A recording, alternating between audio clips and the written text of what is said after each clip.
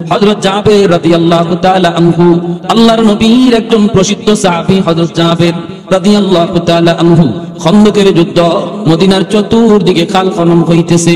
আমার নবী নিজেও খাল খননের মধ্যে মগ্ন। 1500 সাহাবায়ে কেরাম নবীর সাথে মদিনার খাল খনন করেন। ওই অবস্থায় হযরত জাবের নবীজির পাশে আইসা দেখেন নবীজির পেট পিঠে লাইগা গেছে, পাথর বেঁধে রাখছেন নবীজি। সোজা হইয়া আমার আপনার নবী দাঁড়াইতে পারেন না। আল্লাহর নবী সোজা হইয়া দাঁড়াইতে পারেন না। পেটের খোদায় জাবের জিজ্ঞেস করেন, নবী গো, ওগো নবী, সোজা হইয়া দাঁড়ান না কেন? নবী বলেন, জাবের, আজ 3 দিন হয়ে যায় নবীর পেটে কিছু নাই, আমি ক্ষুধার্ত, পেটে পাথর বেঁধে রেখেছি রে জাবের, এজন্য আমি সোজা হইয়া দাঁড়াই না। সোজা হইয়া দাঁড়াইলে পাথরটা খুলে পড়ে যায়। জাবের এক দৌড়ে বাড়ি চলে গেলেন। যাইয়া বিবিকে বলতেছেন, বিবি, ও বিবি, ঘরে কিছু আসেনি? আমার নবী, রহমতের নবী, পেটের মধ্যে পাথর বেঁধে রেখেছেন। আমার ঘরে যদি খানা থাকে গো বিবি, আর নবীর পেটে যদি পাথর থাকে, জবাব দিতে পারবো না, মালিকের দরবারে জবাব দিতে পারবো না। যেই নবী রহমতের নবী, যেই নবীর উসিলায় আল্লাহ পাক তোমারে আমারে খাওয়াইতেছে, এই নবী যদি না খায়া থাকে আর তুমি আমি খাই, জবাব দিতে পারবো না। বিবি গো, বলো না ঘরে কিছু আসেনি? বিবি তখনই ডাক দিয়া কয়, স্বামী গো, অল্প কিছু রুটি আর অল্প কিছু গোশত আছে, 4-5 জন মানুষ খাইতে পারবে। তুমি আল্লাহর নবীকে যা দাওয়াত দাও, দুপুর বেলা নবী যেন আমাদের বাড়িতে দাওয়াত রাখেন।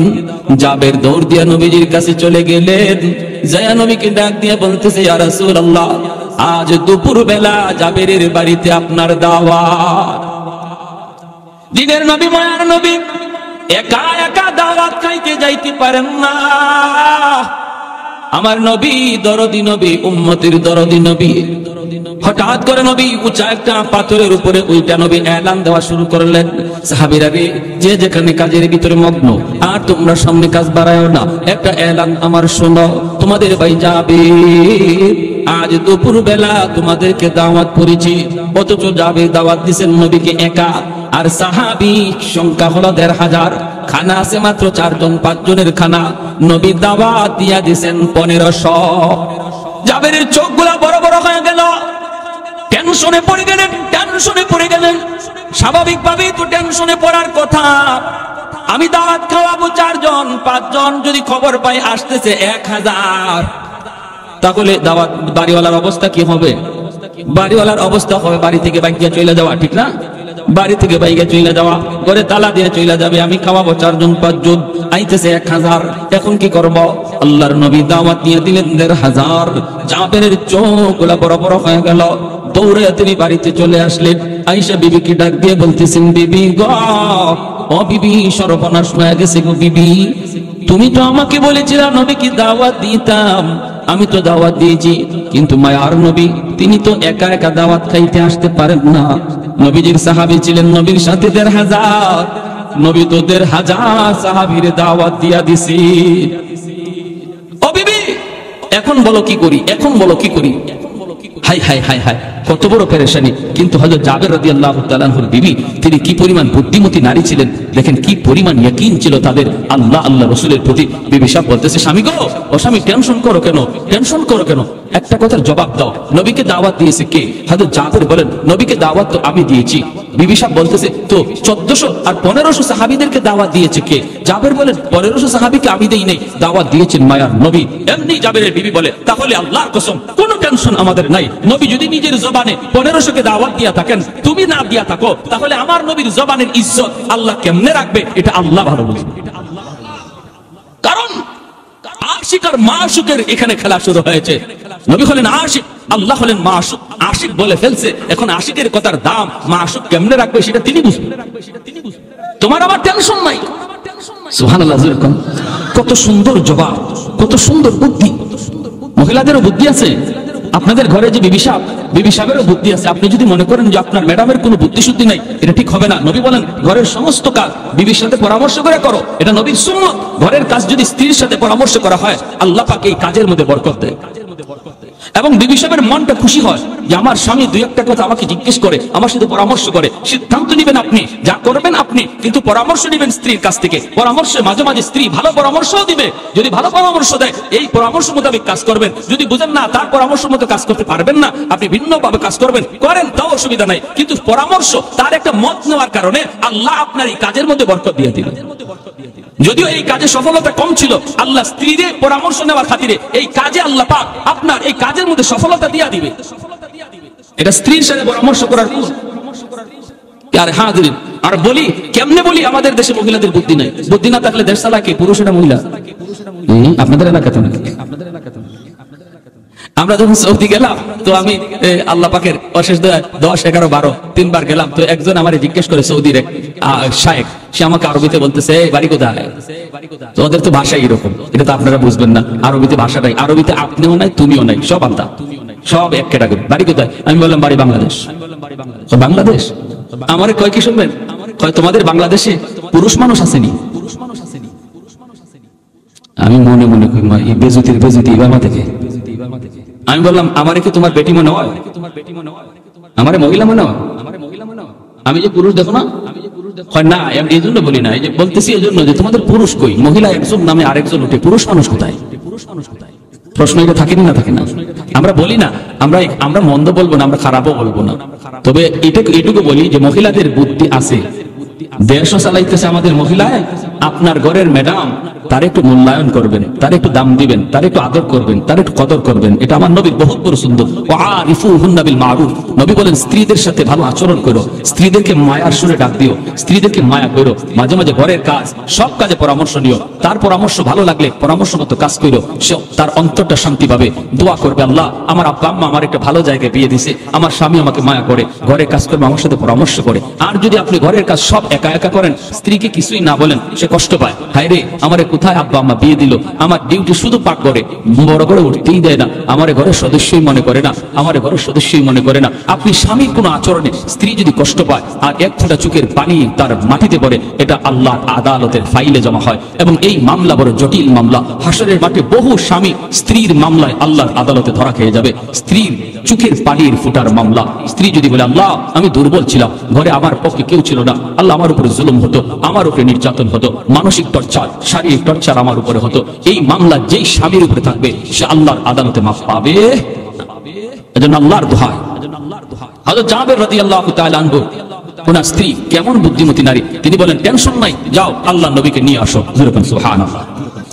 হযরত জাবের আল্লাহর নবীর কাছে চলে আসলেন, এসে ডাক দিয়া বলেন, ইয়া রাসূলুল্লাহ, ওগো নবীজি আপনার সাহাবীরা কোথায় গো নবী, চলুন। আল্লাহর নবী সাহাবীদেরকে নিয়ে চলতে শুরু করলেন। জাবের নবীজির পাশে আসেন না, একটু দূরে দূরে যা থাকতেছেন। টেনশন হবেই তো, টেনশন, কারণ টেনশন করার বিষয়। যদিও তার স্ত্রী তাকে সান্ত্বনা দিয়েছেন, কিন্তু সামনের সময়টা কেমন ভয় রে, কেমন ভয়। দাওয়াত খাওয়াইতে বসাইলে পর খানা থাকবে কিনা, নবী খানা পাবে কি পাবে না, আমি নবীকে আগে খাওয়াবো নাকি পরে খাওয়াবো, আমি যদিও আগে খাওয়াইতে চাই, আমার নবী আগে খাবে কি খাবে না, যদি সাহাবীরা আগে খায় নবী তো খানা পাবে না। জাবেরের বহুত বড় টেনশন মাথার মধ্যে কাজ করতেছে। ওই অবস্থায় নবী তাকে দেখেন, জাবের টেনশনে তার চেহারাটা একদম বিমর্ষ হয়ে গেছে। নবী ডাক দিয়া বলেন, জাবের আমি নবীর কাছে আসো। নবী ডাক দিয়ে কাছে আনলেন, আই নাই নবী কানে কানে ডাক দিয়া বলেন, জাবের রে টেনশন করো না, আমার আল্লাহ জানায় দিছে আজ তোমাদের অল্প খানার ভিতরে আল্লাহ বহু রকমের বরকত দিয়া দিবে। এ যাবে, আমি নবী নিজের থেকে কিছু বলি না রে, আমি তো আমার আল্লাহর কাছ থেকে ইশারা পায় বলছি, যদিও তোমাদের খানা কম, কিন্তু এই কম খানার ভিতরে আল্লাহ পাক অনেক অনেক বেশি বরকত দিয়া দিবে, টেনশন করো না। জাবেরের মনটা খুশি হয়ে গেল। আল্লাহ নবীকে নিয়ে জাবের নিজের বাড়িতে হাজির হয়ে গেলেন। মায়ের নবী তখন ডাক দিয়া বলেন, জাবের কই তোমার রুটির পাতিল, গোশতের পাতিল, আমি নবীর কাছে আনো। জাবের যখন গোশতের পাতিল, রুটির পাতিল নবীর কাছে আনলেন, নবীজি তখন গোশতের পাতিলের ডাকনা সরাইয়া, রুটির পাতিলের ডাকনা সরাইয়া মুখের একটু পবিত্র লব লাগাইয়া দিলেন, আর ডাকনাটা নবী নিজের হাতেই লাগাইয়া দিলেন। এরপরে নবী ডাক দিয়া বলেন, জাবের যাবে শুধু রুটি নিবা আর নিবা, গোশত শুধু নিবা আর নিবা, কখনো ডাকনা উঠায়া তুমি দেখবা না কি পরিমাণ রুটি আর গোশত এখনো বাকি আছে। একবারও তুমি ডাকনা উঠাইবা না রে যাবে, শুধু তুমি নিবা দেখবা না। এই বইলা যাবে যেই মাত্র নবীকে বললেন, নবী গো আমার আব্বা আম্মা আপনার উপরে কুরবান, আপনি একটু বসেন গো নবী, আপনি প্রথম চান্সে বসে যান, কারণ আমি আপনাকে দাওয়াত খাওয়ানোর জন্য আয়োজন করেছি। ওগো নবীজি আপনি আগে বসুন। কিন্তু মায়ের নবী বলে, যাবে আমাকে নিয়ে তুমি টেনশন করো না, আজ আমি তোমার বাড়ির মেহমান নই, তোমার বাড়ির মেহমান হলো আমার ১৫০০ সাহাবী। আমি হলাম আজকে মেজবান, আমি হলাম তোমার মতো বাড়িওয়ালা। আমি খানা খাওয়াবো আর আমার সাহাবীরা খানা খাবে, সবাই খাওয়ার পর যা থাকবে তুমি আর আমি খাবো। এতে করে জাবেরের টেনশন কমলো না আরো বাড়লো, কমলো না বাড়লো আর বাড়লো। হাই রে নবী কি বলে, মাত্র 4 জনের খানা খাইবে ১৫০০ সাহাবীরা খানা খাওয়ার পরে যা থাকবে, এরপরে নবী নাকি খানা খাবে। হাই খানা থাকবে কি থাকবে না টেনশন। এই অবস্থায় নবীজি বলেন, যাবে আমার 500 সাহাবীর তুমি বসায় দাও। 500 সাহাবীর বসায় দেওয়া হলো। আল্লাহর নবী তিনি মাসকাট নিয়ে হাঁটেন, আর নবী বলেন, যাবে এই জায়গায় আরো রুটি দাও, এখানে আরো গোশত দাও, এখানে আরো গোশত দাও, আরো রুটি দাও। এইভাবে নবীজি একজন একজন করে দেখেন, আর জাবেরকে বলেন দেওয়ার জন্য। জাবের তিনি দিতেছেন আর নবী দেখতেছেন। এই ভাইরা দেখতে 1500 সাহাবীর খানা শেষ করে গেল। 1500 সাহাবী 3 বারে 500 কইরা বসানো হলো, একবারও আমার নবী বসেন নাই। যখন সুবহানাল্লাহ, নবী প্রতিবার ডাক দিয়া বলেন, যাবে সব শেষে আমি খানা খাবো, যা থাকবে তুমি আর আমি খাবো, তুমি আর আমি খাবো, তুমি ডাকনা উঠায়ও না, শুধু খানা নিতে থাকবা। ভাইরা বন্ধুরা, ১৫০০ সাহাবী খানা খাওয়ার পর জাবের টেনশনে পড়ে গেলেন। হায়রে এখন তো আমি আর নবী বাকি, জানি না পাতিলের মধ্যে গোশত আছে না নাই। যদি পাতিলের মধ্যে গোশত না থাকে, আমার নবীর জন্য আমার যে কোনো মূল্যে খানা পাকাইতে হবে। হায়রে জানি না আসেনি না নাই। জাবের মনের মধ্যে আর তিনি ধৈর্য ধরতে পারলেন না, দৌড় দিলেন পাতিলের দিকে দেখার জন্য। গোশতের পাতিলের দিকে দৌড়। নবীজি টের পাইলেন জাবের দৌড়াইতেছে পাতিলে গোশত আছে না নাই দেখার জন্য। নবী ডাক দিয়া কই, জাবের খবরদার ঢাকনা উঠাইও না। কিন্তু জাবের আর বাধা মানলেন না, তিনি যাইয়া ঢাকনাটা উঠায় ফেললেন। ঢাকনা উঠা জাবের দেখেন শুরুতে যেই পরিমাণ গোশত ছিল, ওই পরিমাণ গোশত এখনো আছে, 1 জাররা পরিমাণ কমে না। গোশত কমে নাই, রুটিও কমে না। আল্লাহ নবী ডাক দিয়ে বলতেছে, যাবে তুমি কি ভুল করছো রে, তুমি যদি ঢাকনা না উঠাইতা, তোমাদের অল্প খানার ভিতরে আল্লাহ এমন বরকত আল্লাহ দিছিল, মদিনার সমস্ত মানুষকে যদি আজ তোমার বাড়িতে দাওয়াত করে খাওয়ানো হইতো, তবুও তোমার খানার বরকত কমতো না। কিসের আর ১৫০০ আর ২০০০, হাজার মানুষ যদি আজ খাইতো, বরকত কমতো না। এজন্য বলি, বরকত এটা সংজ্ঞা দিয়ে বুঝাইবার বিষয় না, এটা ধৈর্য দেখাইবার বিষয় না, এটা বুঝতে হয়। আমার ঘরের ভিতরে বরকত আসবে। 1 লোক ৫০,০০০ টাকা মাসে কামাই করে, এরপরে ঘরে বরকত নাই, মাস শেষে দেখা যায় ঋণ থাকে।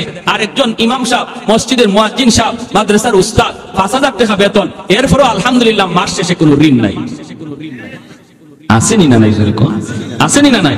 সমাজের ভিতরে যে মানুষটা হালাল তরিকায় ব্যবসা করবে, ব্যবসার মধ্যে ভেজাল করবে না, আযান হলে মসজিদে যাবে, এরপরে মা বাবার সাথে ভালো আচরণ করবে, আলেম উলামাকে শ্রদ্ধা করবে, আর ওজনে সঠিক ওজন দিবে, সুদের ধারে কাছে যাবে না, সুদখোরের সাথে কোনো সম্পর্কও রাখবে না, এই লোকটা মাস শেষে দেখা যাইতে পারে তার লাভ কম হয়েছে, কিন্তু আল্লাহ পাক এই অল্প লাভের মধ্যে এমন বরকত দিবে, যে বরকত লক্ষ টাকা লাভ কইরাও কেউ পাবে না। বুঝে আসছে ভাই? আহা, সমাজে এমন বহু চিত্র আছে, আমরা দেখি লাখ টাকার উপরে মাসে বেতন পায়, ফ্যাক্টরির মালিক করে, চাকরি করে, কিন্তু মাস শেষে দেখা যায় মুদির দোকানে ১০,০০০ ঋণ পড়ে রয়েছে, মাছের দোকানে ৫,০০০ ঋণ, এমনকি সেলুনওয়ালাও তার কাছে টাকা পায়। আসেনি না নাই? মা চুলটা কাটতে চুলের টাকাটা দেয় না সেলুনওয়ালারে, মাস শেষে বেতন পায় 1 লাখ। চারদিকে মানুষ খালি করে টাকা পায়। আরেকজন মানুষ সামান্য একটা ব্যবসা করে, একটা মুদির দোকান, সামান্য একটা টং, সামান্য একটা পানের দোকানদারি করে, কিন্তু আল্লাহর বান্দা আল্লাহরে ভয় করে ব্যবসা করে, আল্লাহরে ডরায় ব্যবসা করে, আল্লাহর ভয় অন্তরে রেখে ব্যবসা করে। দেখা যায় তার কাছে কেউ কোনো টাকাও পায় না, ঋণের জন্য তার বাড়িতে লোকও আসে। আসেনি না নাই? হ্যাঁ ভাইরা আমার, এজন্য ব্যবসায়ী ভাইরা এত সুন্দর উদ্যোগ আপনারা নিছেন। আল্লাহ ভয়, ব্যবসা বহুত বড় নবীর সুন্নত, বহুত বড় সুন্নত। 60 ভাগ রিজিক নবী বলেন আল্লাহ ব্যবসার মধ্যে রাখছে, আর 40 ভাগ রিজিক আল্লাহ বাঁচিয়ে দিছে চাকরিজীবী এবং ফল ফসলাদি ক্ষেত খামারের মধ্যে, আর চাকরি বাকরির মধ্যে 40 ভাগ, আর 60 ভাগ রিজিকই আল্লাহ পাক ব্যবসার মধ্যে দিয়ে দিছে। কোন ব্যবসা? যে ব্যবসায়ী সততার সাথে ব্যবসা করবে, সত্য কথা বলবে, মাপে কম দিবে না, আজান হলে আজানের গুরুত্ব বুঝবে, মা বাবাকে ভালো আচরণ করবে, বাপ মার সাথে ভালো আচরণ করবে। হযরত মুসা আলাইহিস সালামের জামানার একটা ছোট্ট ঘটনা বলে শেষ দিচ্ছি। অসুবিধা হইতেছে আপনাদের? কি ভাই পিছনে ভাইরা অসুবিধা হইতেছে? ও ভাবি, ও মা, কি রে কি হয়েছে? কই ভাইয়া মরে গেছে। কেমনে? কই জানি না। বটগাছের তলে যাওয়া মাত্রই দেখা যায় ভাইয়া মাটিতে পড়ে গেছে।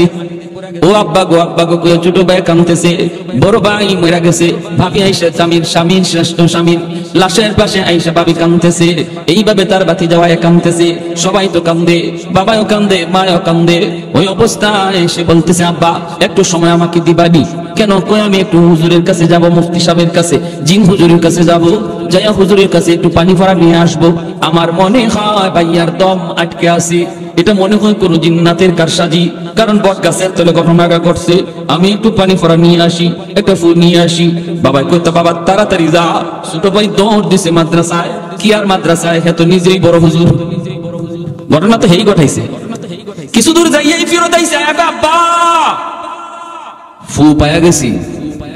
মুফতি সাহেব হুজুরে এমন এক ফু আমাকে শিখাই দিছে, এমন এক তাবিজ শিখাই দিছে, এমন এক সূরা শিখাই দিছে, আমি খালি ভাইয়ারে ফু দিমু আর সাথে সাথে ভাইয়া জিতা হয়ে যাব।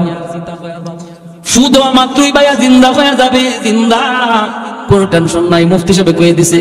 বাবা কত তাড়াতাড়ি ফু দে। ছোট ভাই আব্বা ফু দিমু, তবে ফু দেওয়ার আগে একটা শর্ত কয়া দিছে হুজুরে। কি শর্ত? হুজুর বলছে এই ফুটা ভাইয়ারে দেওয়া মাত্রই ভাইয়া জিন্দা হয়ে দাঁড়ায় যাবে, কিন্তু ভাইয়ার গায়ে ফু দেওয়ার আগে একজন জীবিত মানুষের গায়ে ফু দেওয়া লাগবে। আর জীবিত মানুষটা ফু খাইয়া জীবিত থাকতে পারে, মারাও যাইতে পারে। এরপরে যদি ভাইয়ারে ফু দেই, ভাইয়া 100% জিন্দা হবে, বিন্দু পরিমাণ সন্দেহ নাই। ও আব্বা, আমার ভাইয়া তো কষ্ট করে সংসার চালাইল, রক্ত পানি কইরা হালাল হারাম না বুঝা কত কিছু কইরা তোমাদেরকে খাওয়াইতেছে, পালতেছে, ভাইয়ারে জিন্দা করার জন্য।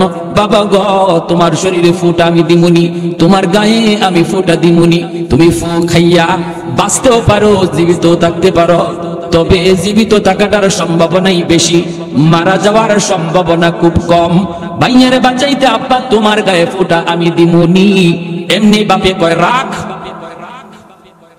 এর বউরে ডাক দে। বুঝছেন অবস্থা? কি কয়? রাখ। ছোট ভাই আব্বা তুমি যে মরে যাইবা এটা কিন্তু 100% না, সম্ভাবনা আছে, তবে ভাইয়া যে জিতা হইব এটা 100%। আব্বা ভাইয়ার লাগে কি তুমি এই রিক্সটা লইবা না? রাখ রাখ, এর বউরে ডাক দে। আমি রিক্সা যেতে রাজি না। বাপে কি কয়? আমি রিক্সা যেতে রাজি না, বউরে ডাক দে। কানে কানে ভাই মরা না জিতা, জোরে কোন না মরা না জিতা। বাপে যে কইছে আমি রিক্স লইতে রাজি না, এই কথা ভাইয়া শুনছিনি? হ্যাঁ, কানে কানে গিয়া কয় ভাইয়া শূন্য, খালি শুন ভাই তুমি। আর হেও আস্তে আস্তে কয় তুই দেখিস ফাঁকি জানি কেউ আবার গরম পানি ডালে। না না, এই চিন্তা করো না তুমি, আমি আছি, কত খেয়াল রাখে, আমি সব শুনতেছি। ভাবি ডাক দিছে, ও ভাবি ভাইয়া ভালো হইব। মুফতি সাহেব হুজুর একটা ফু শিখাই দিছে, যদি ফুটা দেই ভাইয়া সরাসরি ভালো হয়ে যাবে, জিতা হয়ে যাবে, আর মরা থাকবে না। কিন্তু ভাবি গ একটা শর্ত আছে গো ভাবি, এই ফুটা কিন্তু একজন জীবিত মানুষের গায়ে দেওয়া লাগে। জীবিত মানুষ ফুটা খাইয়া মরতেও পারে, জীবিতও থাকতে পারে, তবে মরবার সম্ভাবনা কম, জীবিত থাকার সম্ভাবনাই বেশি। আব্বারে বলছিলাম ভাইয়ারে জীবিত করার জন্য ফুটা গায়ে দিমুনি, বাবা রাজি হয় নাই, তোমাকে ডাক দিতে বলছে। ও ভাবি কত আদর করলো আমার ভাই গো, ঈদে ঈদে তোমার শাড়ি কিনা দিল, যখন যা চাইছো তোমার তা কিনা দেয়, কত স্বর্ণ, কত অলংকার, কত কিছু করলো, যা আবদার রাখছো সব পাইয়া তোমার কিনা দিছে গো ভাবি। এই ভাইয়ার জন্য তুমি কি একটু রিস্ক লইবানি? তোমার গায়ে আমি একটা ফুদি মুনি, তুমি যে মরবা এটা শিওর না, জীবিত থাকাটার সম্ভাবনাই বেশি। যেই মাত্র ভাবিনি কইছে ভাবি তোমার গায়ে ফুদি মুনি, এমনি ভাবি কয় রাখ, যেখানে আছো সেখানেই থাক, যে মরছে ওই মরুক। বুঝছেন অবস্থা?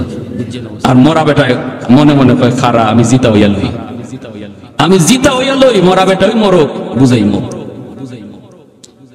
খানে খানে গিয়ে কয় এখন শুনি কখন শিশ বাতিদা মেট্রিক পরীক্ষার সময় মোটরসাইকেল চাইছো, ভাই মোটরসাইকেল কিনা দিছে, আইএ পাস করলে তোমাকে প্রাইভেট কার কিনা দিবে শর্ত লাগাইছে। কত কিছু তোমারে দিছে, মোবাইল চাইছো মোবাইল, টাচ মোবাইল চাইছো টাচ মোবাইল, মোটরসাইকেল চাইছো মোটরসাইকেল, কত কিছু তোমার আব্বাই তোমারে দিছে রে বাতিজা। এই বাবার জন্য তুমি একটু রিস্ক লইবানি, তোমার মা তো রিস্ক লয় না, তোমার দাদা লয় না, তুমি একটু রিস্ক লইবানি। এত কষ্ট করে এত কষ্ট করে হালাল হারাম কোনো কিছু না বিচার কইরা তোমাদেরকে পালতেছে, দিতেছে, খাওয়াইতেছে। বাতিজা তখন কয় চাচা যেখানে আসো সেখানেই তুমি থাকো, আজ থেকে তুমি আমার আব্বা। নাও তখন চাচারে আব্বা ডাকে। এই মরা বেটা হঠাৎ করে জিন্দা হইয়া দিছে দৌড়, এক দৌড়ে মাদ্রাসা গিয়ে ওই বড় হুজুর দেখো, হুজুর মাপ চাই, হুজুর তওবা করা, জীবনে আর সুদের টাকা করে ঢুকাইতাম। আমার টের আমার বুঝ হয়ে গেছে, বুঝ হয়ে গেছে কার জন্য আমি কি করতেছি। এজন্য আল্লাহ পাক রব্বুল আলামিন কয় বান্দা তুমি যদি ঈমানের সাথে নেক আমল করো, এক নাম্বার পুরস্কার হলো হায়াতান তাইয়্যিবা। পুরস্কারগুলো একটু মনোযোগ দিয়ে শুনুন। এক নম্বর পুরস্কার হলো আল্লাহ পাক বলেন দুনিয়ার হায়াতের জীবনে আমি আল্লাহ তোমাকে পবিত্র জীবন দান করব, উত্তম রিজিকের ব্যবস্থা করে দিব, তোমার রিজিকের ভিতরে আমি বরকত দিয়ে দিব, সুদের কাছে যাইবা না, মিথ্যা কথা বলে ব্যবসা করবা না, কম রুজি হবে, ইনকাম তোমার কম হবে, লাভ তোমার কম হবে, কিন্তু আমি আল্লাহ তোমাকে বরকতের জীবন দান করব। কাকরাইল মসজিদের ভিতর ইটালি থেকে জামাত, ওই ইটালির জামাতের মধ্যে এক যুবক মাত্র কালেমা পড়ে মুসলমান হয়েছে। ওই খ্রিস্টান যুবক ছেলেটা একদিন কাকরাইল মসজিদে বয়ান করে আর চোখের পানি জোরে জোরে যুবক কান্দে। যুবক ডাক দিয়ে বলতেছে ওরে দুনিয়ার মুসলমান, আমি আজ ইসলাম ধর্মের দাওয়াত পেয়েছি বিদায় মুসলমান হয়েছি, কিন্তু আমার আব্বা ইসলাম ধর্মের দাওয়াত পায় নাই, আমার আম্মা ইসলাম ধর্মের দাওয়াত পায় নাই, বিধায় তারা মুসলমান হতে পারে নাই। আমিও কেমনে মুসলমান হয়েছি? আমি একদিন রাস্তা দিয়ে যাইতেছিলাম, আমি তো দুনিয়ার একটু সুখ শান্তির জন্য, একটু শান্তির জন্য, একটু আরামের জন্য, মনের মধ্যে একটু প্রশান্তির জন্য, অপরাধ জগতের এমন কোনো অপরাধ নাই যেই অপরাধ আমি করি নাই, এমন কোন গুনাহ নাই যে গুনাহ আমি করি না। বলুন তো গুনাহ করলে পরে অন্তরে শান্তি বাড়ে না অশান্তি বাড়ে? গুনার বদ আসর হলো একটা গুনাহ করার পর আরেকটা গুনাহ করানোর জন্য শয়তান আপনাকে উদ্বুদ্ধ করবে আর বলবে তুই এই গুনাহটা করছু, আরেকটা গুনাহ তুই কর, অন্তরের ভিতরে শান্তি পাবি। একটা গুনাহ করার পর আরেকটা গুনাহ শয়তান তারে করায় অন্তরে শান্তি মিলার জন্য, কিন্তু না না, দ্বিতীয় গুনাহটা করার পর তার অশান্তি আগের চেয়ে ডাবল হয়ে যায়, আরেকটা গুনাহ করার পর আবার ডাবল হয়ে যায়। যতবার শান্তি পাওয়ার আশায়, অন্তরে শান্তি পাওয়ার আশায় গুনার কাজ করে বেড়ায়, ততবারই অশান্তি তার ডাবলের ডাবল বেড়ে যায়। যুবক ডাক দিয়ে বলতেছে মুসলমান, ও আমার মুসলমান ভাইরা রে, আমি মাত্র মুসলমান হয়েছি, আমি কেমনে মুসলমান হলাম? আমি তো একদিন রাস্তা দিয়ে যাইতেছি, হাতের মধ্যে ছিল আমার গানের বাজনা, গিটার ছিল আমার হাতে, আমি তো ইসলাম ধর্ম কি জিনিস বুঝতাম না, জানতাম না। ইটালিতে মুসলমানের একটা জামাত গেছে দাওয়াত তবলিগের সাথীরা তারা মসজিদে অবস্থান করেছে, বিকাল বেলা বের হয়েছে গাছের জন্য। আমি তাদের পাশ দিয়ে যাইতেছিলাম, তখনই আমির সাহেব আমাকে ডাক দিলেন, এ যুবক বইলে তিনি আমাকে ডাক দিলেন। আমি অল্প সময়ের জন্য একটু থামলাম, আমাকে তিনি দাঁড়ানো অবস্থায় কয়েকটা কথা শুধু বললেন। আমরা কোথায় ছিলাম, কোথায় আসলাম, আবার কোথায় যাব, মাঝখানে আমাদের ডিউটি কি? তিনটা কথার ভিতরে আমি টের পাইলাম এতদিন যাবত আমি যেই শান্তির নেশায় ঘুরতেছি রে, এই শান্তির আভাস আমি তিন কথায় পেয়ে গেলাম। আমি ডাক দিয়া বললাম হুজুর আপনি শুনান। হুজুর আমাকে বললেন, বাবা যুবক, একটু মসজিদের ভিতরে তুমি আইবানি রে। আমি কথাটা শোনা মাত্র মসজিদের ভিতরে যা ঢুকলাম। বয়ান করতেছেন, বয়ান শুনতেছি। এক পর্যায়ে আমার জীবনের সমস্ত ভুলগুলি আমার চোখে ধরা পড়ল, অন্যায়গুলি ধরা পড়ল, অপরাধগুলি সব চোখের সামনে ভাসতে লাগলো। আমি যত গুনাহ করেছি ওই গুনাহগুলি আমার চোখের সামনে ভাসতে লাগলো। আমি আমাকে তিরস্কার দিতে লাগলাম। এক পর্যায়ে চোখের পানি ভাসাইয়া আমি হুজুরের হাত ধরে বলি, হুজুর, আমি যেই শান্তির আশায় ঘুরতেছি, শান্তি পাই না, সেই শান্তি এখন আমার কলিজায় আমি অনুভব করতেছি। আমাকে আপনি আর দেরি করবেন না, এই মুহূর্তে কালেমা পড়ে মুসলমান বানায় দেন। বিবি সাহেব আমাকে ফোন দিল, স্বামী, ও স্বামী কোথায়? আমি বললাম, বিবি আমি তো মসজিদের ভিতরে। আল্লাহু আকবার জোরে খা। বিবি সেও তো খ্রিস্টান, মসজিদের ভিতরে। স্বামী এই কথা শোনার পর খ্রিস্টান মেয়েটা অবাক হয়ে গেল, ডাক দিয়ে বলতেছে, স্বামী গো, তুমি মসজিদের ভিতরে কেন গিয়েছো? যুবক কান্দের বলে আমি কান্দিছি আর বলতেছি, বিবি গো, ও বিবি, আমি সত্য ধর্মের সন্ধান পেয়ে গেছি, আমি সত্য নবীকে পায়া গেছি। আমি এতদিন অন্ধকারে ছিলাম, আমি যে শান্তির আশা দিক দিগন্তে মন যেভাবে চায় সেভাবে দৌড়ায়, শান্তি আমার হৃদয়ে আর পাই না। এই শান্তির সাক্ষাৎ আমি পেয়ে গেছি। আমি শান্তির ধর্ম গ্রহণ করে নিয়েছি। ধর্মের নাম হলো ইসলাম। এমন এক ধর্ম গ্রহণ করেছি গো বিবি, যেই ধর্মের কালেমার ওজন 7 আসমান 7 জমিনের চেয়ে অনেক ভারী। বিবি সাহেব ডাক দিয়ে বলতেছে, স্বামী গো, ও স্বামী, তাহলে এখন আমি কি করব? স্বামী বলতেছে, বিবি গো, আমিও তোমাকে কালেমার দাওয়াত দিয়ে দিলাম। আমি মুসলমান হয়েছি, হইয়েই আমি তোমাকে সর্বপ্রথম ইসলামের দাওয়াত দিলাম। বিবি বলতেছে, স্বামী গো, আমি ইসলাম ধর্ম গ্রহণ করব, কোনো অসুবিধা নাই, বিন্দু পরিমাণ দেরি করব না। কিন্তু তুমি যে বলেছো ইসলাম ধর্ম, এই ধর্মের কালেমার ওজন 7 আসমান 7 জমিনের চেয়ে অনেক ভারী। এই কথাটা আমাকে একটু বুঝাইতে হবে, আমাকে তুমি এই কথাটা একটু বুঝাইতে হবে। বিবি ডাক দিয়ে কয়, আমি একটা দাড়ি পাল্লা হাজির করব, এই দাড়ি পাল্লার এক পাল্লার মধ্যে তুমি কালেমা কাগজে লিখে নিয়ে আসবা। এই কাগজে লিখা কালেমা এক পাল্লার মধ্যে রাখবো, আরেক পাল্লা 7 আসমান 7 জমিন লাগবে না। আমাদেরকে আল্লাহ যে একটা সন্তান দিয়েছে, এই ছোট্ট মানিকটারে এক পাল্লায় রাখবো। যদি তোমার কালেমার পাল্লা ভারী হয়, আমি কথা দিলাম কালেমা পড়ে মুসলমান হয়ে যাব। আরেকটু জোরে সুবহানাল্লাহ। যুবক আমি সাহেবের কাছে যাইয়া হাত জোর করে কয়, হুজুর, আমি তো সর্বপ্রথম কালেমার দাওয়াত আমার স্ত্রীকে দিয়েছি। আমার স্ত্রী সে কালেমা গ্রহণ করবে গো, কিন্তু শর্ত যা আরোপ করেছে, এই শর্তের ব্যাপারে আমি কিছু জানি না। হুজুর আপনারা বলেছেন, আমি আপনাদের জবানে শুনেছি, আমার নবীর হাদিস আপনি শোনাইছেন, হাদিসটাই আমি আমার স্ত্রীকে জানায় দিছি। কিন্তু আমার স্ত্রী তো শর্ত লাগায় দিল, সে কালেমা পড়ে মুসলমান হবে, কিন্তু দাড়ি পাল্লার মধ্যে ওজন দিবে। এক পাল্লায় নাকি কালেমার কাগজ, আর এক পাল্লায় আমাদের সন্তান রাখবে।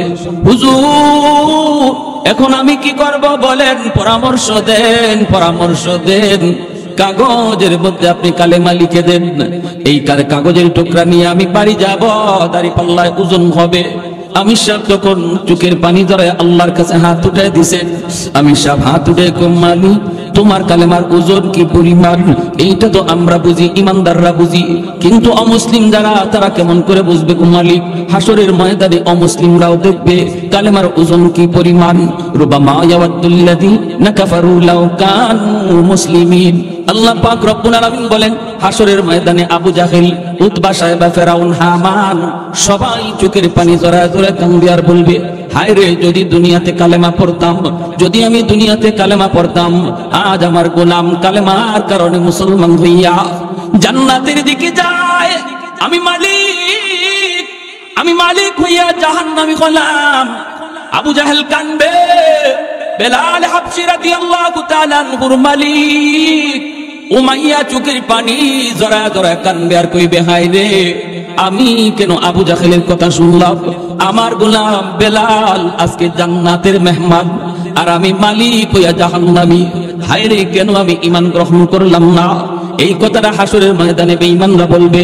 হাসরের মাঠে হলো ঈমানের মূল্য বোঝার জায়গা, হাসরের ময়দানে ঈমানের দাম জানার জায়গা। দুনিয়ার জগৎ হলো আলু পেঁয়াজ রসুনের দাম চিনার জায়গা। হাসরের ময়দান ঈমান চিনার জায়গা, ঈমানের মূল্য চিনার জায়গা।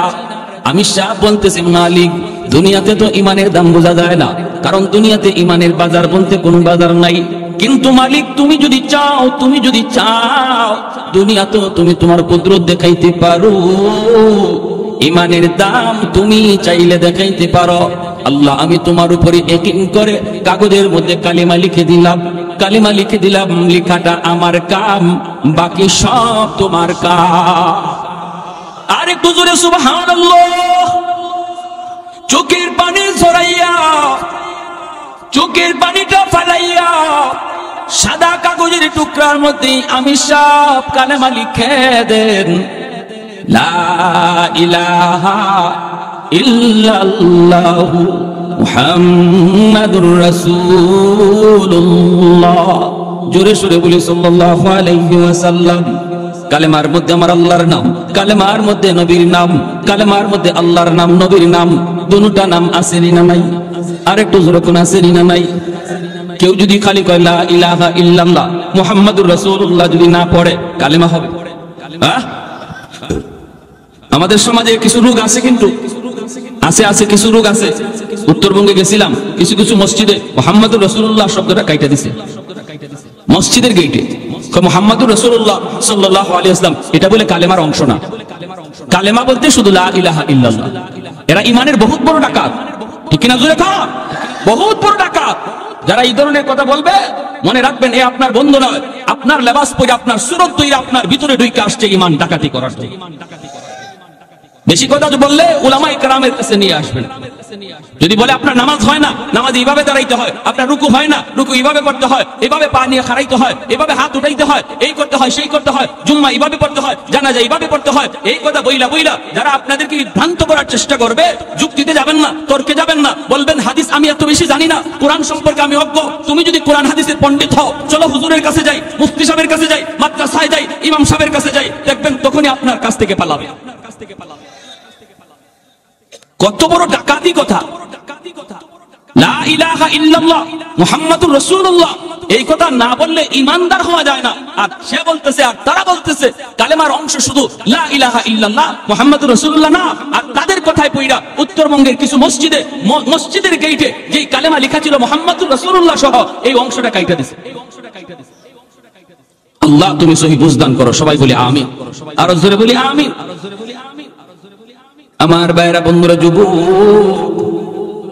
এই কথা বলতে আমি সব কাগজের মধ্যে তিনি এই কালেমা লিখে দিলেন। আর যুবককে তিনি ডাক দিয়া বলতেছেন, যুবক, আল্লাহর উপর ভরসা করে তুমি সামনের দিকে আগাও। কাগজের টুকরা নিয়ে তুমি সামনের দিকে যাও। তোমার বিবিকে যায় বলবা, কোথায় দাঁড়িয়ে পাল্লা? এক পাল্লার মধ্যে এই কাগজের টুকরা রেখে দিবা, আরেক পাল্লায় তোমরা তোমাদের সন্তানকে রেখে দিবা। বাকিটা করবেন আমার আল্লাহ। কে? আরেকটু জোরে কে? আল্লাহ চাইলে পারেন না, পারে না? এই ক্ষমতা আল্লাহর আছে না নাই? লা জিদ্দা ওয়ালা নিদ্দা ওয়ালা হাদ্দা লিমাওলা, লা জিদ্দা ওয়ালা নিদ্দা ওয়ালা হাদ্দা লিমাওলা, আল আনা কামা কানা ওয়ালাম ইয়ালকা জাওয়ালা, আল আনা কামা কানা ওয়ালাম ইয়ালকা জাওয়ালা, লা মিসলা ওয়ালা সাওয়ারা মিসলাম নাযীরা, মান ক্বালা সিওয়া যালিকা কাদ ক্বালা মুহালা, মান ক্বালা সিওয়া যালিকা কাদ ক্বালা মুহালা, লা ওয়ালদা ওয়ালা ওয়ালিদা লা আম্মা ওয়া খালা, লা শিবহা ওয়ালা মিসলা ওয়ালা কুফুয়া লিমাওলা। আল্লাহর বান্দা যুবক কাগজের টুকরা নিয়ে বাড়ির দিকে রওনা দিল। দিলটা নরম করে কথাগুলি শুনো রে আল্লাহর বান্দা। এরে যুবক, তোমার মতো একজন যুবকের ঘটনা বলতেছি। দেখো না কত যুবক যৌবনে কবরে চলে গেল, কত যুবক খেলার সাথে আজকে কবরে শুয়ে রইল। লেখাপড়ার সাথে আজকে কবরে চলে গেল। একটু দিলটারে বুঝাও বুঝাও, আর কত গুনার দিকে দৌড়াইবা। তোমার মতো একজন যুবকের ঘটনা বলতেছি। আল্লাহ তারে যৌবনী অলির খাতার নাম লেখা দিছে। যৌবন কালী তারে আল্লাহ পাক সঠিক পথে ফিরে আনছে। দিলের ভিতরে কান্না ছিল, দিলের ভিতরে শান্তি পাওয়ার আশা তার ছিল। আল্লাহ পাককে পাওয়ার তালাশ, অন্তরের শান্তি পাওয়ার নেশায় ঘুরতেছে সঠিক পথ যুবক খুঁজতেছে। যুবক, তোমার অন্তরেও যদি আল্লাহ পাওয়ার ইচ্ছা থাকে, তোমার অন্তরেও যদি অন্তরে প্রশান্তি পাওয়ার জন্য ইরাদা থাকে, তুমিও যদি তালাশ করো, আল্লাহ তোমাকে পথ দেখায়া দিবে। ঠিক কিনা জোরে কর। কিন্তু অন্তরের ভিতরে এই তালাশ লাগবে, অন্তরের ভিতরে তলব লাগবে, তলব। অন্তরে যদি তলব থাকে আল্লাহ রাস্তা বের করে দেয়। আর আমি যেই পথে চলতেছি এই পথেই চলি, ঘুরে তাকাই না। ভুল পথে চললাম না সঠিক পথে চললাম কোনো খবর নাই। মানুষ যদি আমাকে জিজ্ঞেস করে কই যাইবা, আমি বলি ঢাকা। একজনে যদি কয় এটা তো ঢাকার কোনো গাড়ি না, এই গাড়িটা হলো চিটাগাং যাওয়ার গাড়ি, এই গাড়ি হলো ময়মনসিংহ যাওয়ার গাড়ি, তুমি ঢাকার গাড়িতে উঠো নাই। যেই যুবক সত্যি সে ঢাকা যাওয়ার ইরাদা করে, গাড়ি থেকে নামবে, ঢাকার গাড়িতে যা উঠবে, গন্তব্যে পৌঁছে যাবে। আমাদের সবের বাড়ি হলো জান্নাত, জান্নাতের গাড়িতে উঠার জন্য সবাই চেষ্টা আছে রে ভাই। কিছু ভাইয়েরা জাহান্নামের গাড়িতে উঠে বসা রইছে। আমি আপনি যা ডাক দিয়া বলতেছি, ভাই এটা জান্নাতে যাওয়ার গাড়ি না, এটা জাহান্নামের গাড়িতে ভুলে উঠে গেছ। কিছু আল্লাহর বান্দা কথাটা শোনার পর গাড়ি থেকে নামে, জান্নাতের গাড়িতে বসে জান্নাতে চলে যায়। আর কিছু মানুষ আছে এমন কয়, না আমি নামবো না, নামবো না, তোমার কথায় আমি নামবো না, আমি কম বুঝি না, আমি ভালো করে বুঝে শুনে গাড়িতে উঠছি, আমাকে বুঝানো লাগবে না। এই বইলে যদি সে গাড়িতে না নামে, গাড়িতেই বসা থাকে, বলুন তো তার ঢাকা যাওয়া হবে নি? আল্লাহর বান্দা ওই যুবক বাড়ির দিকে রওনা দেয়, চোখ দিয়ে দর দর করে পানি পড়ে। আর যুবক কান্দে আর কয়, মালিক আমি তো তোমাকে চিনছি, তোমার সত্য ধর্মের সন্ধানও পেয়েছি, নবীকেও চিনতে পেরেছি গো মালিক, কিন্তু আমি যাকে নিয়ে সংসার করব, আমার বিবি, তারও আমি জান্নাতি বানাইতে চাই। সে তো ভুল গাড়িতে উঠে বসা আছে। আল্লাহ আমি তারে বোঝানো মাত্রই সে যেন গাড়ি থেকে নামে, আমার মতো জান্নাতের গাড়িতে যেন উঠতে পারে। এই বইলে যুবক কান্না করে করে বাড়িতে রওনা দেয়। কাগজের মধ্যে আমার আল্লাহর নাম, কাগজের মধ্যে আমার আপনার নবীর নাম। এই কালেমার কাগজ নিয়ে বাড়ির দিকে যায়, চোখ দিয়া দর দর করে যুবকের পানি পড়ে। আল্লাহ পাকের কুদরতের খেলা শুরু হয়ে গেছে। আল্লাহ পাক কুদরত দেখায় না, দেখায় না, মাঝে মাঝে আল্লাহ দেখায়, ঠিক না? বাড়ির কাছে যে ডাক দেয়, বিবি ও বিবি, কই তোমার দাড়ি পাল্লা, কোথায় আমাদের সন্তান? দাড়ি পাল্লা হাজির করা হয়। বিবি দাড়ি পাল্লা হাজির করে সন্তানটারে কোলে নিয়ে ঘর থেকে বের হয়। যুবকের চোখে পানি, ডাক দিয়ে বলতেছে, বিবি গো কই তোমার দাড়ি পাল্লা, কই? এই যে দাড়ি পাল্লা, বসাও এক পাল্লা আমাদের সন্তান। বিবি সাহেব ডাক দিয়ে কয়, স্বামী গো কই তোমার কালেমার কাগজ? এত ছোট একটা কালেমার কাগজ পকেট থেকে বের কইরা। যুবক, এই কাগজের টুকরাটা আমি এক পাল্লায় রাখবো। বিবি মুস্কি মুস্কি হাসি আর করে, স্বামী গো তোমার মাথা বুঝি নষ্ট হয়ে গেল? একটা সাধারণ কাগজের টুকরা এক পাল্লায় থাকবে, আরেক পাল্লায় আমাদের সন্তান, কেমন করে তুমি পাল্লা টান দিতে বলো গো স্বামী? স্বামী তখন চোখের পানি ধরাই কয়, বিবি গো, ও বিবি মনে রাখো, আমি কোনো জানতেন ধর্ম গ্রহণ করি নাই, আমি যেই মালিকের ধর্ম গ্রহণ করেছি তিনি চাইলে সব সম্ভব হয়ে যায়। আমি কাগজের টুকরা এক পাল্লায় রাখলাম, আরেক পাল্লায় সন্তান বসাও। পাল্লা আমি টান দিব না, আমি টান দিব না, রশি দইরা পাল্লা তুমি নিজেই টান দাও। বিবি সাহেব নিজেই পাল্লা টান দেয়, টান দেয়, পাল্লা টান দেয়। যেই মাত্র পাল্লাটা টান দিয়ে উপরে উঠেছে, আল্লাহু আকবার, আল্লাহু আকবার। কালেমার কাগজের পাল্লা মাটিতেই বসা, উপরে উঠে না। আর বাচ্চার পাল্লাটা হালকা হইয়া উপরে উঠে যায়। আর একটু জোরে কন্যা সুবহানাল্লাহ, আল্লাহু আকবার। আল্লাহ চাইলে পারেন না, পারে না, এই ক্ষমতা আল্লাহর আছে না নাই? কাদিরে কুদরত দারি পর কামাল, কাদিরে কুদরত দারি পর কামাল, আনতা রব্বি আনতা হাসবি দুল জালাল, আনতা রব্বি আনতা হাসবি দুল জালাল। এজন্য বলতেছি আমার ভাইরা, আল্লাহ পাক রব্বুল আলামিন এই আয়াতের ভিতরে দুইটা পুরস্কারের ওয়াদা করতে যায়। এক নম্বরে তিনি বলেছেন নির্ভেজাল ঈমানের মালিক হও, বেজাল্লা ঈমান নিয়ে কখনো আমি আল্লাহর পুরস্কার পাবা না। এক নাম্বার শর্ত হলো ঈমানকে নির্ভেজাল বানাও। আল্লাহ যা পারে মানুষটা পারে না, নবীও তা পারে না, ওলি আল্লাহও তা পারে না, আব্দুল কাদের জিলানীও তা পারে না, আমার খাজা বাবা দয়াল বাবাও আল্লাহর মতো তা পারে না। এমন বিশ্বাস নিয়ে তুমি নামাজ পড়ো, এমন বিশ্বাস নিয়ে তুমি রোজা রাখো, তাহলে তুমি আল্লাহর কাছ থেকে পুরস্কারের মালিক পাইবা। দুই নম্বর শর্ত হলো আল্লাহ পাক বলেন মান আমিলা সালিহাম মিন যাকারিন আও উনসা। দুই নম্বর শর্ত আল্লাহ পাক বলেন এরে বান্দা তুমি যদি খাঁটি মুমিন হও, দুই নম্বর হলো তোমার আমলটারে তুমি আমলে সালেহ বানাও, নেক আমলের অধিকারী হও। শুধুমাত্র আমল নয়, নেক আমলের অংশীদার, নেক আমলওয়ালা তুমি হওয়া লাগবে। আমল যদি নেক আমল বানাইতে হয়, প্রতিটা আমল তখনই নেক আমল হয় যখন নবীর তরিকায় করা হয়। নামাজটা আমার তখনই নেক আমল যখন নামাজ আমার নবীর তরিকা মতো আমি আদায় করব। জিকিরটা তখনই নেক আমল হবে যখন জিকিরটা নবীর তরিকা মতো করব। রোজা তখনই নেক আমল হবে যখন নবীর তরিকা মতো করব। ভাইয়েরা বন্ধুরা মনে রাখবা, ব্যবসাটাও তোমার আমার জীবনের নেক আমল যদি ব্যবসাটাও নবীর তরিকায় করতে পারি। বলুন তো নবীর তরিকায় ব্যবসা করার সিস্টেম কি? নবীর তরিকায় ব্যবসা করার তরিকা হলো ব্যবসায় মিথ্যা কথা বলা যাবে। আরেকটু জোরে।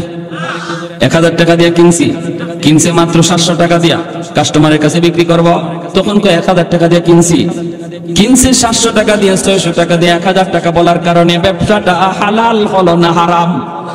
মিথ্যা বলার কারণে ব্যবসা হারাম, অথচ ব্যবসা করা বহুত বড় সুন্নাত। আমার নবী নিজে ব্যবসা করেছেন, সমস্ত নবীগণ ব্যবসা করেছেন। ব্যবসার মধ্যে আল্লাহ পাক 60 ভাগ রিজিক আল্লাহ রেখে দিয়েছে। সুবহানাল্লাহ, 60 ভাগ রিজিক আল্লাহ ব্যবসার মধ্যে রাখছে। এজন্য ব্যবসা করা বহুত বড় সুন্নাত। আত-তাজিরু সাদুকুল আমিন, নবী বলেন যারা সত্যবাদী ব্যবসায়ী হয়, সততার সাথে যারা ব্যবসা করে, তারা আমি নবীর সাথে জান্নাতে থাকবে। আল্লাহর বান্দা মিথ্যা কথা বলে না, মাপে কম দেয় না, বেজাল জিনিসকে ভালো জিনিস বইলা বিক্রি করে না। মালের ভিতরে যদি কোনো বেজাল থাকে, বেজালটা দেখায় বেছে, এই যে দেখেন আমার মালে এই ত্রুটি আছে, এই দোষ আছে, এজন্য আমার মালের দাম এত। এই কথাটা বইলা যখন আল্লাহর বান্দা ব্যবসাটা করলো, ফজর থেকে নিয়ে জোহর পর্যন্ত এই তরিকায় ব্যবসা করে, আসরের জোহরের আযান বলে পরে আবার মসজিদে চলে যায়। নবী বলেন উম্মতের দল, ফজর থেকে জোহর পর্যন্ত তুমি ব্যবসা করলা আমি নবীর সুন্নাহ তরিকায়, আর ওয়াক্ত মতো তুমি নামাজ পড়ে নিলা। তোমার এই টাইমটা আল্লাহ পাক খালি রাখে না। একটা লোক মসজিদে বইসা এত সময় জিকির করলে যেই সওয়াব হইতো, তুমি ব্যবসা করার দ্বারা আল্লাহ এই পরিমাণ সওয়াব আমলনামায় দান করে। মাপে কম দেয় না, মিথ্যা কথা বলে না, খারাপ জিনিসে ভালো জিনিস কয়ে বেছে না, ভালোটারে ভালো কয়, খারাপটারে খারাপ কয়, আজান হলে মসজিদে যায়। এই লোক যতক্ষণ পর্যন্ত ব্যবসা করবে, ততক্ষণ পর্যন্ত নফল নামাজ পড়লে যেই সওয়াব হইতো আল্লাহ তার আমলনামায় দান করে। তাহলে ব্যবসায়ীদের জন্য আল্লাহর ওলি হওয়া বড় সহজ, ঠিক কিনা জোরে বলেন? আল্লাহর ওলি হওয়া বড় সহজ। আল্লাহর যে বান্দা ব্যবসা করা অবস্থায় সে কখনো মিথ্যা বলবে না, নামাজের টাইমে নামাজ পড়বে, কাস্টমার আইসে আজান হয়ে গেছে, এরপরও সে কাস্টমারকে বলতেছে ভাই রে এখন আমি মাল বেচবো না, এখন আমি মাপবো না, আজান হয়ে গেছে মসজিদের দিকে যাব, শাটারটা বন্ধ করে মসজিদের দিকে রওনা দিয়েছে। অনেক সময় ইবলিস শয়তান আজান হলে পরে আপনার দোকানে কাস্টমার পাঠায় দিবে, ইবলিস নিজেই মানুষের সুরত ধরে আসবে আপনার মসজিদের জামাত তরক করানোর জন্য।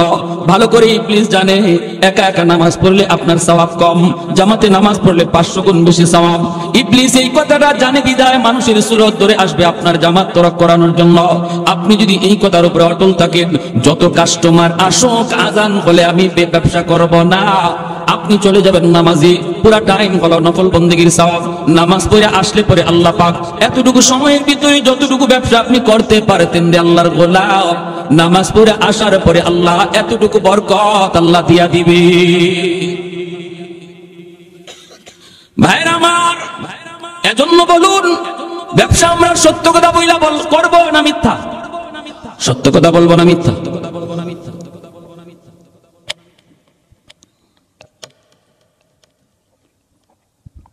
দেখতেছি আমার ব্যবসায়ী ভাইদের উদ্যোগে প্রোগ্রাম, তাহলে ব্যবসার ব্যাপারে কিছু কথা বলা দরকার আছে না নাই? সাবধান, ব্যাংক থেকে লোন নিয়ে কোনো ব্যবসা করা যাবে? আওয়াজ আসতেইছে, বোঝা যায় সমস্যা আছে। ব্যাংক থেকে টাকা নিয়ে সুদে টাকা নিয়ে ব্যবসা করলেন, গোড়াতেই গন্ডগোল, ঠিক না? ফরেজে আপনি কি করবেন এটা হিসাব ছাড়া। ফরেজে আপনি কই পর্যন্ত দৌড় দিবেন আপনার ধরাও যাবে না, কারণ গোড়াতেই গন্ডগোল লাগাই দিচ্ছেন। গোড়াতে আপনি সুদে টাকা আনছেন, ঠিক কিনা? সুদে টাকা আইনা ব্যবসা করতেছেন, অতএব আপনার কাছে হালাল হারাম বলতে কিছু থাকবে না, মিথ্যা সত্য বলতে আপনি কিছু বুঝবেন না। যা পাইবেন তা ধরবেন, যা পাইবেন তা খাইবেন, খাইতে পারেন। হারাম টাকা দিয়ে আপনি সন্তান লালন পালন করবেন, হারাম টাকা দিয়ে আপনি বিবিরে পালবেন, হারাম টাকা দিয়ে আপনি ঘরের মানুষকে খাওয়াবেন। খাইব সবে, কিন্তু হিসাব লইব আল্লাহ আপনার কাছ থেকে একা, ঠিক কিনা? ঠিক কিনা? ভাত রান্না হলো রে যুবক, এক ডেক ভাত রান্না হলো, এই ডেকের পুরা ভাত কিন্তু আপনি একা খান না। এই ডেকের ভাত গুলি আপনি খান 2 প্লেট, আপনার স্ত্রী খায় 2 প্লেট, স্বামী আপনার সন্তানে খায় 3 প্লেট, মা খায়, বাবা খায়, বোনে খায়, ভাই খায়, প্রতিবেশী খায়, আত্মীয় স্বজন খায়, সবাই খাইয়া পাতিলের ভাত শেষ করলো। কিন্তু হাসরের ময়দানে আল্লাহ বলবে, বান্দা 100 প্লেট ভাতের হিসাব তুই দিবি। তুমি যখন বলবা মালিক আমি তো 100 প্লেট ভাত আমি খাই নাই, আমি তো মাত্র 2 প্লেট ভাত খাইছি, বাকিরা তো ওরা খাইছে, আল্লাহ বলবেন ওদের হিসাব নাই, কারণ তুমি একদিন হারাম ঢুকাইছো, এজন্য পুরা পাতিলের ভাতের হিসাব তুমি দিবা। খাইব সবে, হিসাব দিব আমি একা, এটা জানার পরেও যে হারাম ঘরে ঢুকায় সে বুদ্ধিমান না বোকা? আরেকটু জোরে কোন। সবাই খাইলো, হিসাব দিব আমি একা। মুসা আলাইহিস সালাম কে আল্লাহ জান্নাতে বন্ধু হবে কে? আল্লাহ কয় বাজারে যাও, গিয়া দেখো গোশত বেচে কসাই, এই কসাই হলো জান্নাতে তোমার বন্ধু। সুবহানাল্লাহ কইতেন না? জলিলুল কদর পয়গম্বর মুসা কালিমুল্লাহ 3000 বার যিনি জমিনে বসে আল্লাহর সাথে কথা বলছেন, সেই মুসা নবী কয় আল্লাহ জান্নাতে বন্ধু কে হবে, সাথী কে হবে? আল্লাহ বলে বাজারের কসাই। মুসা নবী রওনা দিয়া দিয়েছেন ওই কসাইকে দেখার জন্য। সূরত নবীর সূরত চিনে না, মুসা নবীর সে কোনোদিন দেখে নাই। মুসা নবী আল্লাহর কাছ থেকে ঠিকানা লয়ে এসেছেন, আল্লাহ কোন বাজারের কোন কসাই, অমুক বাজার অমুক কসাই। তিনি চলে আসছেন কসাইয়ের কাছে, সাধারণ মানুষের বেশ ধরে বলতেছেন, ভাইয়া আজ আমি আপনার বাড়ি মেহমান হতে চাই, আমাকে নেবেন? কয় ঠিক আছে, অসুবিধা নাই, চলেন, এটা তো আমার খুশ নসিব। কারো বাড়িতে যদি মেহমান যায় তাহলে মনে রাখবেন, মুসা নবী একদিন জিজ্ঞেস করেছিলেন, আল্লাহ তুমি যদি কারো উপরে খুশি হও তখন তুমি তার উপরে যে খুশি এটার আলামত কি? আল্লাহ বলে তার বাড়িতে আমি মেহমান পাঠাই। আর আস্তে কোন সুবহানাল্লাহ। আল্লাহ তুমি কারো উপরে খুশি এর আলামত কি, এর লক্ষণ কি? আল্লাহ বলে আমি তার বাড়িতে মেহমান পাঠাই। যার বাড়িতে মেহমান পাঠাই বুঝবা আমি আল্লাহ তারে ভালোবাসি, আমি তার উপরে খুশি। জানতেন কথা নয়, মেহমানদারি করা। এজন্য মেহমান আসলে মন খারাপ করবেন না, মেহমান বরকত লয়ে আসে, রহমত লয়ে আসে। মেহমানের কদর করা। মান আরাদা আইয়াবসুতার রিজকা ফালইউকরিম দাইফা। নবী বলেন তুমি যদি তোমার রিজিকের মধ্যে বরকত চাও, রিজিকের মধ্যে প্রশস্ততা চাও, তুমি যদি আরো বেশি রিজিক চাও, মেহমানের কদর করো, বেশি বেশি মেহমানদারি করো, আল্লাহ রিজিক বাড়ায় দিবে। সুবহানাল্লাহ জোরে কোন। আর আমরা মেহমান আসলে পরে মাঝে মাঝে মন খারাপ করি, ঠিক না?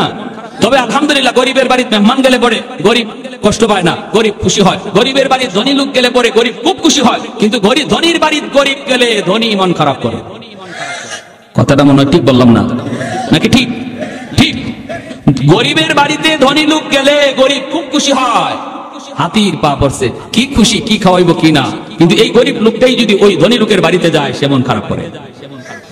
মনে রাখবেন, ভালো করে ইয়াদ রাখবেন, আল্লাহ রাব্বুল আলামিন বলছেন মুসা আমার যে বান্দার উপরে আমি আল্লাহ খুশি এর আলামত হলো আমি তার বাড়িতে মেহমান পাঠাই।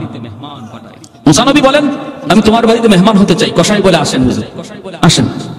মুসা আলাইহিস সালাম তার বাড়িতে গেলেন, যে মুসা নবী দেখতে পেলেন লোকটা এই যে গোশত, কিছু গোশত নিয়ে পাকাইলো, পাকাইয়া গোশতটা সে একটা প্লেটের মধ্যে লইয়া ঝুপড়ির ভিতরে পালকের মধ্যে একটা বৃদ্ধা মহিলা শুয়ে রইছে, তারে উঠাইয়া কুলের মধ্যে বসাইয়া গোশতের ঝোলটা খাওয়াইতেছে। আল্লাহু আকবার। একটা মা তার সন্তানকে যেইভাবে কুলে বসায় বসায় শিশুকালে খাওয়ায়, এইভাবেই কসাই মানুষটা এই বৃদ্ধা মহিলা তার মা এই মাটারে কুলে বসাইয়া শিশু বাচ্চার মতো খাওয়াইতেছে। মুসা আলাইহিস সালাম দেখলেন মহিলাকে চিনেন না। আল্লাহর পয়গম্বর জিজ্ঞেস করেন ভাই এই মহিলা কে, কি তার পরিচয়? আর বীর করে কি যেন বললো, কি বললো? লোকটায় কয় ভাই আপনাকে চিনি না, আপনি আমার বাড়ির মুসাফির মেহমান, ইনি আমার মা, অনেকদিন যাবত আমার মা বিছানায়, আমি বাজার থেকে আইসা এই গোশত আমি পাকাইয়া আমার বাচ্চাগুলিরে আগে খাওয়াই না, আমি ওই খানাটা সবার আগে আমার মারে আমি খাওয়াই। বাচ্চাগুলি ক্ষুধার যন্ত্রণায় যদি ছটফট করে তবুও বাচ্চাদেরকে আগে দেই না, সবার আগে আমি আমার মারে খাওয়াই। মারে খাওয়ানোর পর যেই খানাটা থাকে সেটা আমি আমার বাচ্চাদেরকে দিই। বুঝলাম তো, কিন্তু ইনি কি দোয়া করলেন? আমার মা প্রতিদিন খানা খাওয়ানোর সময় দুইটা দোয়া করে, আল্লাহ আমার সন্তানদের দুনিয়াতে তুমি রিজিকের ভিতরে বরকত দিও। আরেকটা দোয়া করে, আল্লাহ আমার এই সন্তানকে জান্নাতে মুসা নবীর বন্ধু বানায় দিও। ভাই মুসাফির, আমার মার দুটা দোয়ার একটা দোয়া কবুল হয়ে গেছে। আমি দিন দিন আমার ব্যবসার ভিতরে বরকত পাইতেছি। সুবহানাল্লাহ। আমি ব্যবসা করি কিন্তু মার সেবা বাবার সেবা করি। আমার মারে কষ্ট দেই না, বাবারে কষ্ট দেই না। মা অন্তর থেকে দোয়া করে, বাবা অন্তর থেকে দোয়া করে। এজন্য ব্যবসার ভিতরে আল্লাহ দিন বদিন আমার তরক্কি উন্নতি দান করেছে। আরেকটা দোয়া মার কবুল হলো কিনা আমি জানি না। জান্নাতে মুসা নবীর সাথে আমার বন্ধুত্ব হবে কিনা আমি জানি না। এইবার মুসা নবী যুগের পানিটা ছাইরা কয়, ভাই রে, এ ভাই আমার পরিচয়টা তুমি জেনে নাও। আমি কোনো অচেনা মুসাফির নয়, আমি হলাম আল্লাহর পয়গম্বর মুসা কালিমুল্লাহ। তোমার আম্মার দ্বিতীয় দোয়াটাও কবুল হয়ে গেছে। সুবহানাল্লাহ। দুইটা দোয়ার প্রথম দোয়া তো কবুল হয়েছে, তুমি দেখছো। দ্বিতীয় দোয়াটাও কবুল হয়ে গেছে। আমি আল্লাহকে জানতে চাইছিলাম, মালিক জান্নাতি বন্ধু কে হবে?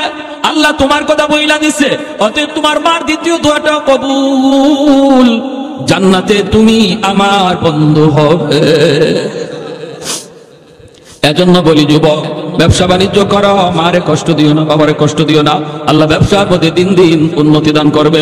কারণ বাপ মা কোনো পাওয়ার হাউস, বাপ মার দোয়া যদি অন্তরে থাকে, সন্তানের দুনিয়ার জিন্দেগি আল্লাহ পাক বরকত দিয়ে ভরপুর করে দেয়।